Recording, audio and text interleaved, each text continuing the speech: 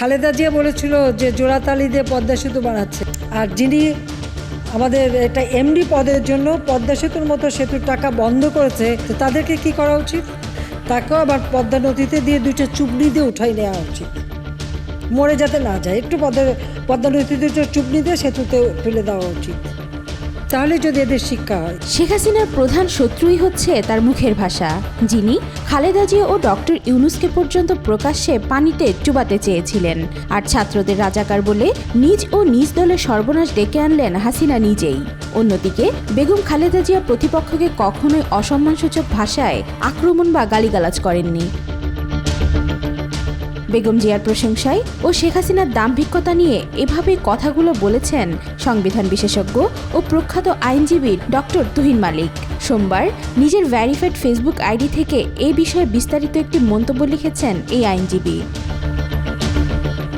তিনি লিখেছেন, বেগম খালেদা জিয়া প্রতিপক্ষকে কখনো অসম্মানসূচক নোংরা কুৎসিত ভাষায় আক্রমণ বা গালাগালি করেননি। 5 আগস্ট মুক্ত হয়ে শেখ হাসিনার নামটি পর্যন্ত উচ্চারণ করেননি, কখনো প্রতিশোধপ্রবণ হননি।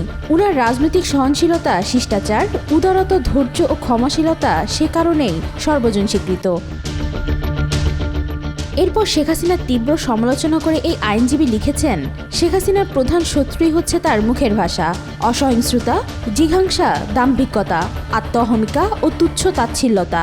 খালেদা জিয়া ও ডক্টর ইউনূসকে পর্যন্ত প্রকাশ্যে পানিতে চুবাতে চেয়েছেন। সর্বশেষ ছাত্রদের রাজাকার বলে নিজেই তার নিজের ও দলের সর্বনাশ ডেকে আনলেন। মুক্তিযোদ্ধাদের নাতিপুতিরাও পাবে না, তাহলে কি রাজাকারের নাতিপুতিরা পাবে? সেটা আমার প্রশ্ন, দেশবাসীর কাছে প্রশ্ন, যে রাজাকার নাতিপুতিরা সব কিছু পাবে, মুক্তিযোদ্ধারা পাবে না। রাজনীতিতে কোন ধরনের শিক্ষা বা জ্ঞান থাকা জরুরি সেটা নিয়েও মন্তব্য করেছেন এই সংবিধান বিশেষজ্ঞ।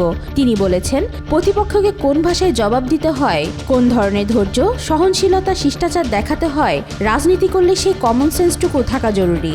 বিশেষ করে ক্ষমতায় থাকলে আরও বেশি পরিমাণে সহনশীল, মার্জিত, উদার, ধৈর্যশীল ও সংযম থাকতে হয়। লেখার শেষ দিকে এসে তিনি দেশের ভবিষ্যতে কেমন রাজনীতি প্রত্যাশা করেন তার একটি রূপরেখা দিয়ে লিখেছেন, আমাদের ভবিষ্যৎ নেতৃত্ব খালেদা জিয়ার মতো হবে নাকি শেখ হাসিনার মতো হবে, এই সিদ্ধান্ত তাদেরকে এখনই নিতে হবে। তাদের চোখ দিয়ে জাতি ভবিষ্যতের যে স্বপ্ন দেখছে তা বাস্তবায়নই হতে হবে তাদের অন্যতম এজেন্ডা। জাতি তাদের কাছ থেকে সেটাই প্রত্যাশা করে। ওয়াহিদা পারভীন ইশিতা, আজকাল।